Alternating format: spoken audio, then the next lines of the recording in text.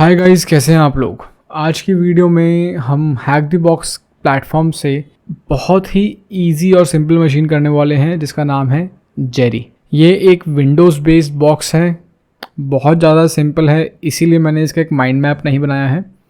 थोड़ी बहुत भी कॉम्प्लेक्सिटी अगर इन्वॉल्व होती तो मैं इसका डेफिनेटली एक माइंड मैप बनाता। सो फिर भी एक वन लाइनर ओवरव्यू देते हुए मैं आपको बता देता हूँ। इस मशीन के अंदर हमें पोर्ट 8080 ओपन मिलेगा, एक लौता एक ही पोर्ट ओपन होगा। इस पोर्ट को एनुमरेट करते टाइम हमें रियलाइज होएगा कि यहाँ पे अपाचे टॉमकैट सर्वर चल रहा है। अपाचे टॉमकैट सर्वर को जब हम फर्दर एनुमरेट करेंगे तो हमें इसकी मैनेजर डायरेक्टरी मिलेगी, वहाँ पे हमें एक लॉगिन पोर्टल मिलेगा। स्टैंडर्ड डायरेक्टरी होती है ये, हर एक अपाचे टॉमकैट सर्वर में पाई जाती है। लॉगिन पोर्टल पे हम लॉगिन करेंगे डिफ़ॉल्ट क्रेडेंशियल्स के साथ, जिसका अगेन हमें हिंट हमारी स्क्रीन के सामने दिखाया जाएगा।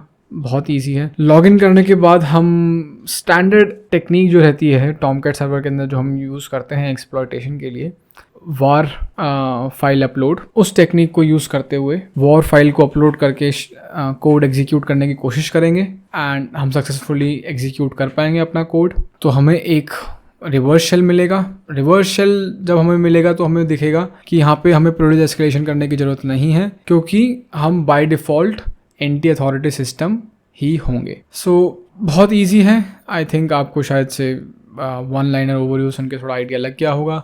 अगर आपने अभी तक ये मशीन ट्राई नहीं करी है खुद से, तो मैं आपको सजेस्ट करना चाहूँगा कि एक बार आप खुद से इसको ट्राई करें। Otherwise you can definitely go ahead and take a look at this video. So बिना किसी देरी के चलिए शुरू करते हैं। सो VPN मैंने ऑलरेडी सेटअप कर लिया है, मैं आपको दिखा देता हूँ। 10.10.14.4 मेरा IP एड्रेस है हैक द बॉक्स लैब का। मशीन मैंने डिप्लॉय कर दी है। टारगेट मशीन का IP एड्रेस है 10.10.10.95। इस पर क्लिक करके इसको कॉपी कर लिया मैंने। तो मैं स्टार्ट कैसे करूँगा, पोर्ट स्कैन के साथ स्टार्ट करूँगा। स्टैंडर्ड जो कमांड रहती है nmap space -p-n-vvv target IP address. इस बेसिक कमांड को मैं ऑलरेडी आपको एक्सप्लेन कर चुका हूँ मेरी पुरानी वीडियो में, सो मैं रिपीटेडली इस चीज़ को एक्सप्लेन नहीं करूँगा। हर वीडियो में मेरी कोशिश रहेगी कि मैं आपको और कुछ नया दिखाने की, नया कुछ नई चीज़ समझाने की कोशिश करूँ। तो इसीलिए मैं पुरानी ऑलरेडी डिस्कस चीज़ों को रिपीटेडली इटरेट नहीं करूँगा या एक्सप्लेन नहीं करूँगा। सो यहाँ पे मैंने ऑलरेडी एक nmap डायरेक्टरी बना ली है। Let me just move into it and let me just show it to you. So scan 1 मैंने जब रन किया, आप कमांड यहाँ पे देख सकते हैं, ये मेरी कमांड थी। मैंने इससे पहले डेविल मशीन करी थी, उसके अंदर इसको एलैबोरेट किया हुआ है। You guys go and take a look. Full port scan करने के बाद मुझे पता चलता है कि यहाँ पे केवल और केवल एक ही पोर्ट ओपन है, दैट इज़ 8080। मैं ये स्कैन लाइव इसलिए नहीं करता हूँ आपके सामने, क्योंकि स्कैन को डेफिनेटली रन करने में टाइम लगेगा एंड आपका टाइम काफ़ी इंपॉर्टेंट है। सो पोर्ट 8080 ओपन है। सो इससे अच्छी बात क्या है? अच्छी बात यह है कि यहाँ पे केवल एक ही पोर्ट ओपन है, तो मुझे बहुत ज़्यादा डाइवर्सिफाइड जगहों पे जाकर के एनुमरेट करने की ज़रूरत नहीं है। मुझे इस चीज़ की सर्टेनिटी है कि जो भी रास्ता है इस मशीन के अंदर वो यही रास्ता है, और मुझे पता है कि ये मशीन कॉम्प्रोमाइज़ हो सकती है एंड रास्ता यहीं से ही निकलेगा। तो मेरा जो अटैकिंग सरफेस है वो छोटा हो गया है सिंगल पोर्ट की वजह से। Very important point. इसके बाद मैंने फर्दर इस पोर्ट को एनुमरेट करने की कोशिश करी, तो मैं सब्सिक्वेंटली स्कैन 2 रन करता हूँ, जिसके अंदर मैं क्या कमांड रन करता हूँ, specific port and run default script version detection scan, save the output and target IP address. And ये स्कैन रन करने पे मुझे पता चलता है कि मेरे टारगेट मशीन पे Apache Tomcat JSP engine, Apache Tomcat server चल रहा है, उसका वर्जन है 7088। इस पॉइंट के बाद जैसे ही मेरे को रियलाइज़ होता है कि HTTP सर्वर चल रहा है, तो मैं उसको फटाफट से जा कर के ब्राउज़र में जा कर के एनुमरेट करने की कोशिश करूँगा। मैं देखना चाहूँगा कि भाई क्या दिखाता है यहाँ पे। यहाँ मैंने अपने ब्राउज़र में टारगेट IP एड्रेस डाल लिया है, साथ में मुझे जो पोर्ट कनेक्ट करना है वो है 8080। So this is basically a socket. मैं अपने ब्राउज़र को बता रहा हूँ कि भाई इस सॉकेट पे HTTP प्रोटोकॉल की मदद से कनेक्ट करने की कोशिश करो। Browsers by default HTTP protocol से ही कनेक्ट करते हैं, इसलिए मैं यहाँ पे एक्सप्लिसिटली प्रोटोकॉल नहीं दे रहा हूँ। अगर आपको ये सब चीज़ों की नॉलेज नहीं है तो मैं आपको सजेस्ट करना चाहूँगा कि आप URL को पढ़ें, मतलब URL के बारे में पढ़ें कि URL का मतलब क्या होता है। ओके, फुल फॉर्म ही नहीं, URL कितने पार्ट से मिलकर बना होता है। स्टार्टिंग में प्रोटोकॉल होती है, टारगेट होस्ट होता है, पोर्ट होता है, फर्दर किस किस तरीके से URL डिवाइड किया जाता है। आप URL के ऊपर चीज़ें पढ़ें।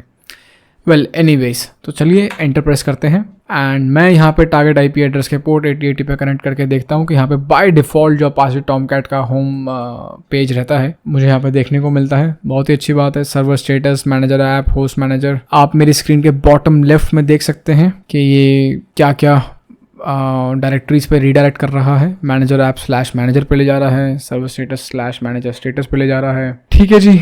सो इस पॉइंट से क्या क्या रास्ते निकल जाते हैं, इस पॉइंट से रास्ते निकल के आते हैं मेरे पास कि मैं HTTP एनुमरेशन के लिए जितनी भी टेक्निक्स होती हैं उनको अप्लाई करूं। क्या क्या टेक्निक्स होती हैं, robots.txt चेक करूं। इस टेक्निक का मैंने एक माइंड मैप भी बनाया है जो मैं स्पेसिफिकली फॉलो करता हूँ जब भी HTTP को एनुमरेट करना रहता है पोर्ट को। सो robots.txt चेक करूंगा, डायरेक्टरी ब्रूट फोर्स करूंगा, वेब सर्वर से रिलेटेड कोई पब्लिकली अवेलेबल एक्सप्लॉइट देखूंगा, एक्सप्लॉइट DB पे सर्च कर सकता हूँ, सर्चप्लॉइट पे सर्च कर सकता हूँ, मेटास्प्लॉइट में जाके उसका कोई मॉड्यूल सर्च कर सकता हूँ। इस पेज का सोर्स देखने की कोशिश करूँगा। ठीक है, nmap की कुछ HTTP एनुमरेशन के लिए जो स्क्रिप्ट्स होती हैं उनको रन करने की कोशिश करूँगा, निक्टो रन करूँगा। तो ये कुछ स्टैंडर्ड चीज़ें हैं। अभी इस मशीन में मैं सब कुछ रन नहीं करूँगा, छोटी सी चीज़ करूँगा, आपको दिखा देता हूँ। मैं यहाँ पे रन करूँगा गोबस्टर। ओके, गोबस्टर क्या होता है? डायरेक्टरी ब्रूट फोर्सिंग का टूल है। अगर आपने ऑलरेडी इंस्टॉल नहीं किया हुआ है, क्योंकि ये प्री इंस्टॉल यूटिलिटी नहीं है काले की, तो आप कैसे इंस्टॉल कर सकते हैं? सिंपली sudo apt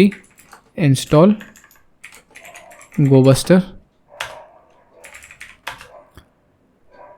सो मेरे पास ऑलरेडी इंस्टॉल्ड है, आपके पास नहीं है तो हो जाएगा इंस्टॉल इस कमांड से। अगर आपकी नई मशीन है तो आप इस कमांड को रन करने से पहले एक बार sudo apt अपडेट और अपग्रेड रन कर लेना। ठीक है, या sudo apt अपडेट कर लेना, देन sudo apt इंस्टॉल गोबस्टर करना। तो चलो गोबस्टर रन करते हैं।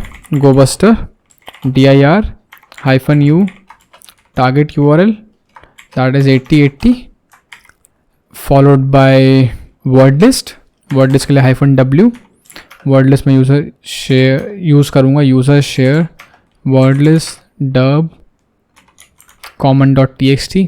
आप कोई भी वर्ड लिस्ट यूज़ कर सकते हो डेफिनेटली, बट मैं यहाँ पे छोटी वर्ड लिस्ट यूज़ कर रहा हूँ। और आउटपुट सेव करने के लिए मैं यूज़ करूँगा -o flag followed by output file name gobuster.txt।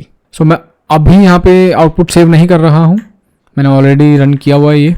For the timing मैं आपके सामने इसको रन करके दिखा देता हूँ एक बारी। सो बहुत बेसिक यूसेज है ये गोबस्टर का, इससे आसान कुछ नहीं हो सकता है। धीरे धीरे जब हम कोर्स में प्रोग्रेस करेंगे यहाँ पे, सो यू विल रियलाइज़ के हम काफ़ी सारे फ्लैग्स यूज़ करेंगे यहाँ पे, काफ़ी सारी चीज़ें होती हैं। सो देखते हैं स्टेटस क्या आ रहा है। स्टेटस 200, ये क्या है? ये हमारे HTTP रिस्पॉन्स कोड्स हैं। ओके, ये रटे होने चाहिए आपको कि HTTP रिस्पॉन्स कोड 100 की सीरीज़ का मतलब क्या होता है, 200 क्या होता है, 200 की सीरीज़ क्या होती है, 300 की सीरीज़ क्या होती है, 400, 500 सो ऑन। सो ये आपको चीज़ें पता होनी चाहिए। ये मैं एक्सपेक्ट करता हूँ कि आपको ऑलरेडी पता होगी, और मैं इतना फंडामेंटल पे जाकर के आपको नहीं समझाऊंगा। वेल, यहाँ पे मुझे एक डायरेक्टरी मिलती है /manager/host मैनेजर के नाम से, जो कि ऑलरेडी मेरे को यहाँ पे भी दिख रही थी इन बटन्स पे क्लिक करके, बट मैंने फिर भी आपको एक बारी गोबस्टर का यूसेज दिखाना था तो मैंने दिखा दिया। So let's click on host manager. तो यहाँ पे क्या कह रहा है? The site says Tomcat host manager application, user name password मांग रहा है। अच्छा जी, क्या करूँ? डिफ़ॉल्ट क्रेडेंशियल डाल के देखता हूँ। एडमिन सैड, लॉगिन नहीं कर पाया, एक्सेस डिनाइड का एरर दे दिया। एरर पढ़ने की कोशिश करूँ, क्या कह रहा है? If you have not change any configuration please examine this is this blah blah blah. So यहाँ पे इस एरर पेज पे मैं देख सकता हूँ कि कुछ सजेस्ट कर रहा है मेरे को ये कि बाय डिफ़ॉल्ट हमारे पास टॉमकैट सर्वर के क्रेडेंशियल्स होते हैं, टॉमकैट यूज़र नेम और S3CRET पासवर्ड, ये डिफ़ॉल्ट क्रेडेंशियल्स होते हैं। This is one way. और मैं चेक भी कर सकता था टॉमकैट या Apache Tomcat server default credentials. Okay, इस तरीके से भी मैं सर्च कर सकता था। टॉमकैट 7 डालने की ज़रूरत नहीं है यहाँ पे, इस तरीके से भी मैं सर्च कर सकता हूँ तो भी मुझे मिल जाता है यहाँ पे कोई ना कोई डिफ़ॉल्ट क्रेडेंशियल यहाँ पे मिल ही जाता। ठीक है, सो मैं इसको बंद कर देता हूँ। तो अब लॉगिन पेज मिला है तो डिफ़ॉल्ट क्रेडेंशियल्स ट्राई करने का तो बनता ही है ना। तो ट्राई करते हैं। Manager app Tomcat S3CRET enter, and मैंने लॉगिन कर लिया है। इससे पहले मैंने शायद से होस्ट मैनेजर वाले पेज का एरर देखा था, अब मैंने मैनेजर में लॉगिन कर लिया है तो don't worry. Okay, manager directory पे आकर के भी अगर आप एडमिन डालते तो भी आपको सेम ही एरर पेज दिखता। That's not an issue. तो यहाँ पे क्या है मेरे पास? Tomcat web application manager. Manager का मतलब क्या है भाई? सर्वर को मैनेज करने की परमिशंस होगी मेरे पास। सर्वर को मैनेज करने की परमिशन है, इसका मतलब क्या है? मतलब इट्स लाइक मेरे पास बहुत सारी राइट्स होने वाली हैं यहाँ पे, जैसे कि वर्डप्रेस अगर आपने कभी यूज़ किया हो तो उसमें जो एडमिन यूज़र्स होते हैं कोई भी पेज अपलोड कर सकते हैं, रिमूव कर सकते हैं, कोड रन कर सकते हैं टारगेट सर्वर पे। तो उसी तरीके से चीज़ें हम यहाँ पे भी कर सकते हैं। अब अगर आपको ये चीज़ नहीं पता है तो मैं बता देता हूँ कि टॉमकैट सर्वर जो है आपका जावा बेस्ड सर्वर है, जावा फ्रेंडली है एंड जावा अंडरस्टैंड करता है। ये मतलब जो इस सिनेरियो में है, जो इस सिनेरियो में हमारे पास सर्वर साइड लैंग्वेजेस जो ये सपोर्ट करता है वो जावा बेस्ड रहती है। अब जावा बेस्ड रहती है तो हमारे पास जावा सर्वलेट्स में क्या किस तरह की एक्सटेंशन आ जाती है, JSP आ जाती है, JSP सपोर्ट करेगा, JSPX सपोर्ट करेगा। स्पेसिफिकली मैं आपको बता देता हूँ, जब आपको कोई अपना कोड डिप्लॉय करना होता है यहाँ पे तो आप वॉर फाइल के फॉर्मेट में डिप्लॉय करते हो। यहाँ पे देख सकते हो डिप्लॉय डायरेक्टरी और war file located on server.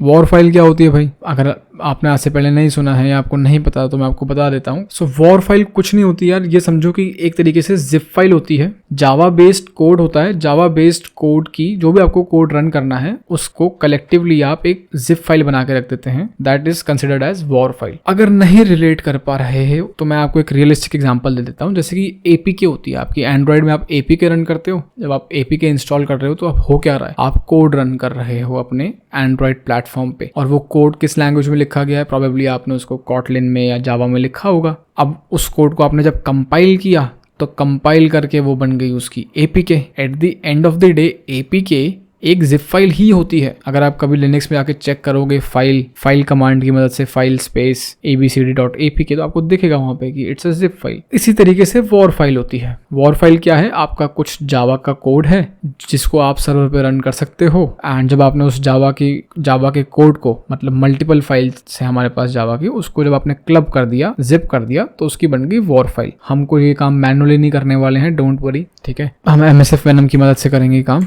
मैं आपको फिर बता देता हूँ war file in Java, jar, war, year, तो ये कुछ फाइल फॉर्मेट्स है जिसके बारे में आप और पढ़ सकते हो। Containers for JSP, Java servlet, पढ़ लेना यार। एक बहुत बेसिक अंडरस्टैंडिंग देने के लिए मैंने आपको सफिशिएंट चीज़ें बता दी है इस पॉइंट पे, बट थोड़ा सा मैं एक्सपेक्ट करूंगा कि आप खुद से भी रिसर्च करें। तो अब टॉमकैट सर्वर पे अगर मेरे को अपना कोई कोड एग्जीक्यूट कराना है तो मुझे वॉर फाइल के फॉर्म में डिप्लॉय करना रहेगा। चलो एक वॉर फाइल बना लेते हैं अपनी। गो बस्टर कंप्लीट हो गया है। कैसे बनाऊंगा, बेसिकली मुझे एक रिवर्स शेल चाहिएगा वॉर फॉर्मेट में, तो MSF Venom से बना लेते हैं। MSF Venom -LP grep जावा। ये चीज़ मैंने डेवल में आपको समझाई थी कि कैसे आप अपना पेलोड शॉर्टलिस्ट कर सकते हैं। वापस से मैं यहाँ पे नहीं समझाऊंगा। grep जावा grep TCP, तो मैं जावा बेस्ड पेलोड यहाँ पे यूज़ करूँगा और रिवर्स TCP मुझे चाहिए, तो मैं यहाँ पे Java shell reverse TCP, this is the payload that I can use. Meterpreter की मदद से मैं नहीं करूँगा, मुझे मेटास्प्लॉइट के बिना करनी है मशीन, और ईजी भी है मशीन, मेटास्प्लॉइट की ज़रूरत भी नहीं है मुझे, इसलिए मैं ये पेलोड यूज़ नहीं कर रहा हूँ। तो कंटिन्यू करते हैं। पेलोड सेलेक्ट करते टाइम आप ध्यान से पेलोड चूज़ करना। पेलोड हम हमेशा यही यूज़ करेंगे, मतलब इसी टाइप के यूज़ करेंगे। स्टेजलेस पेलोड ही यूज़ करेंगे, कभी भी स्टेज्ड पेलोड यूज़ नहीं करेंगे। जिन्हें नहीं पता है अभी स्टेजर और स्टेजलेस में क्या डिफरेंस होता है, अभी नहीं बताना चाहूँगा मैं आपको। मैं सजेस्ट करूँगा कि आप थोड़ा पढ़ो इसके बारे में, ठीक है, थोड़ा रिसर्च करो। लेटर ऑन किसी ना किसी वीडियो में मैं इसके बारे में जिक्र करूँगा, तब देखते हैं। तो ये मैंने पेलोड सेलेक्ट कर लिया, MSF Venom -P payload select किया। lhost = अपना IP एड्रेस सेलेक्ट कर देता हूँ मैं यहाँ पे, IP स्पेस A, ये मेरा IP एड्रेस है, और lport में यहाँ पे दे देता हूँ 53। आउटपुट फॉर्मेट में मेरे को चाहिए वॉर, और मैं चेक करके आपको दिखा देता हूँ। MSF Venom -LF grep war, oops,